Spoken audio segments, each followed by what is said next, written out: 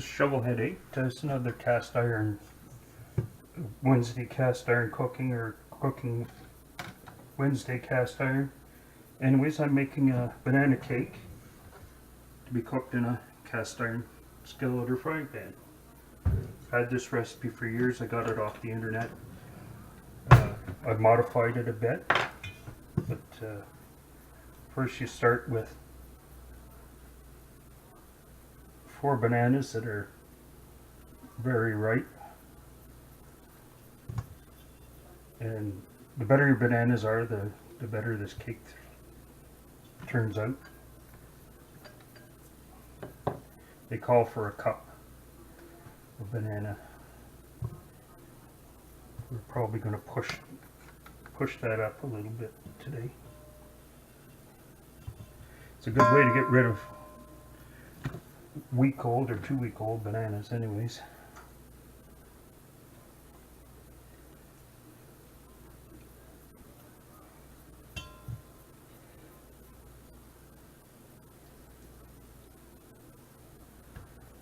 Anyways, so 3 or 4 bananas, whatever it says for a cupful. And we'll take the masher and we'll mash them up.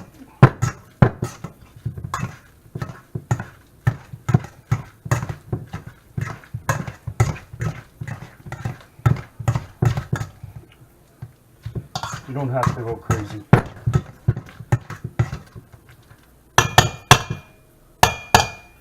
And that's it for that. So now we put in, this would be a 1/4 cup of buttermilk if I have buttermilk, but I use buttermilk powder instead. So a 1/4 cup of water.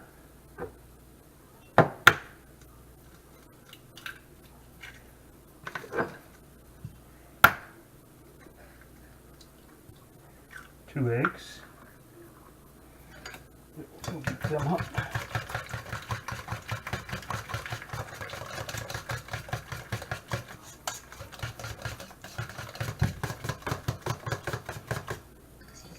Cup of brown sugar. I've cut the sugar down in this recipe. It used to be 1.5 cups of white sugar. Original recipe says just mix everything in a pan, and it works too. Now, 4 ounces of melted butter.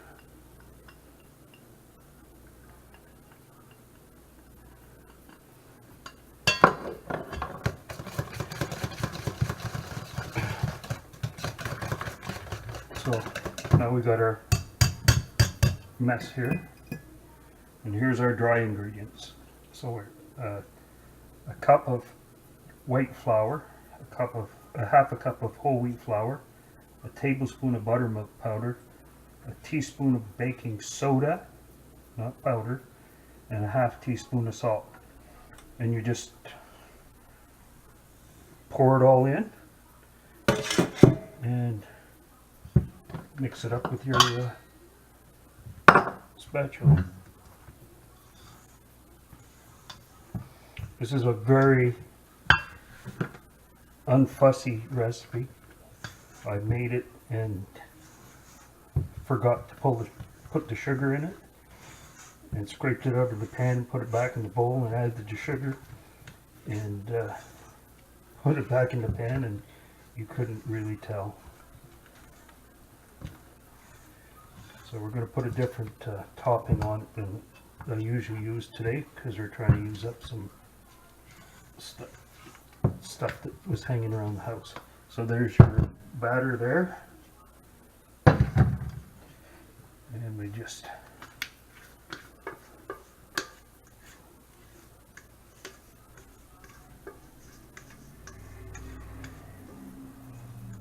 into the greased pan.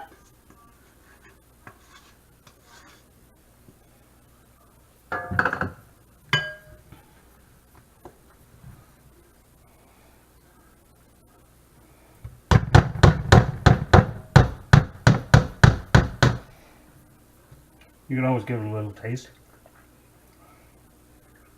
because if the batter tastes good, the cake will taste good. So anyways, I'm going to shut the camera off, and I'm going to move over to the stove, and you can watch it get put in the oven.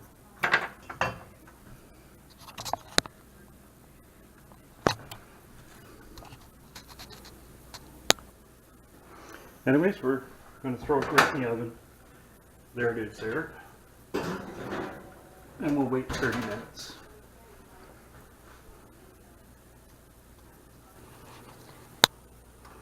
And we're back. We're going to try to make, this usually calls for a nut and homemade butterscotch caramel topping. But I got a bunch of leftover toffees from another project, so we're going to try to melt them up and see if it'll work. So,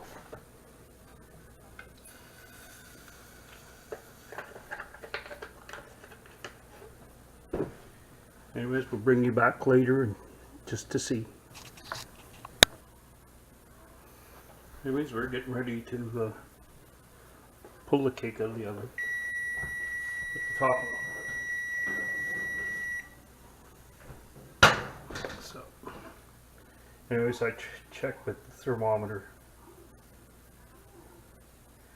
So you're supposed to have 205. Close enough.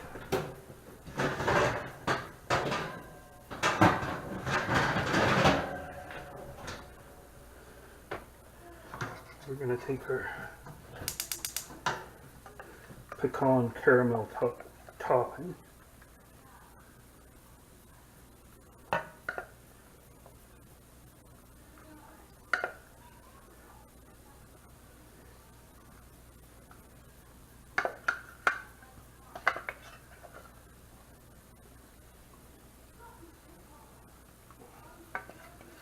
Spread it over the top.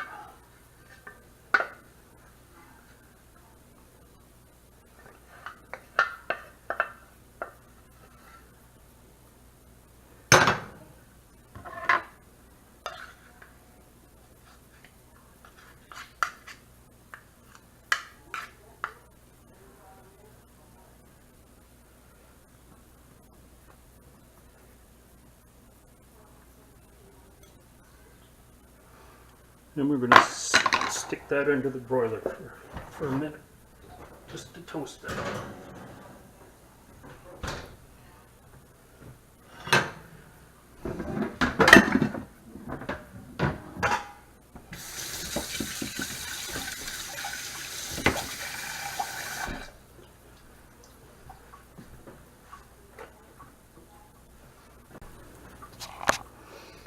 And we're going to pull it out to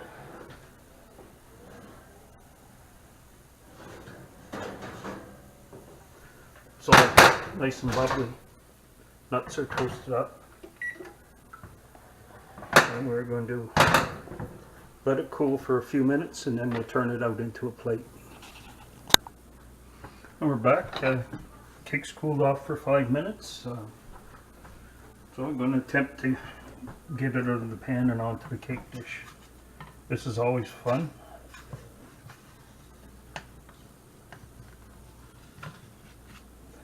The pan is a lot heavier than the usual cake pan.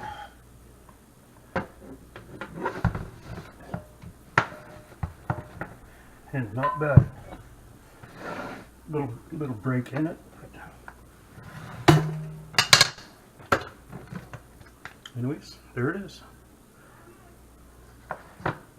Thank you for watching. Like, comment, subscribe. I'll throw in a bonus clip of when I cut it.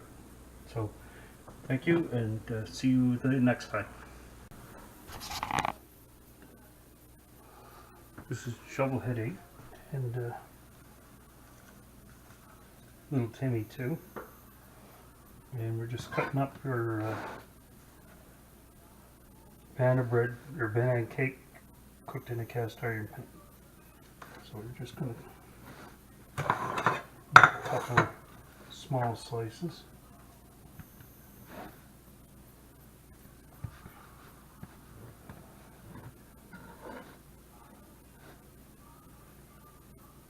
You see, it turns out pretty good.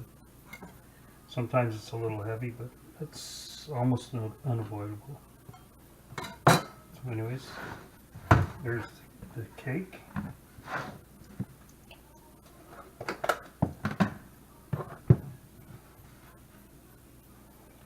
And a little bit of ice cream.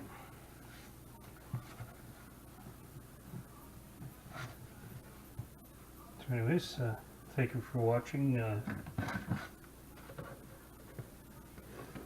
Like, comment, subscribe, and see you next Wednesday.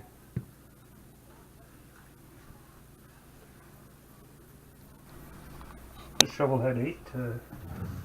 Supper's over.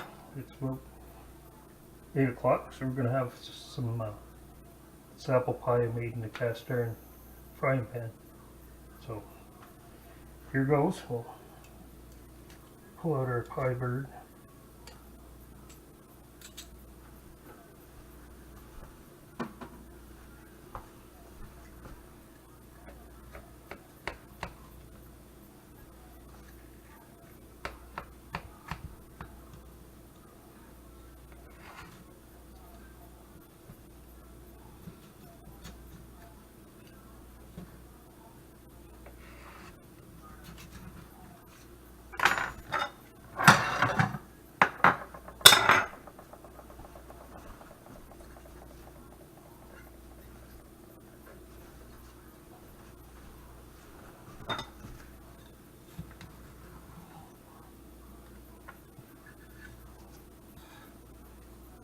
Anyways, there's the pie.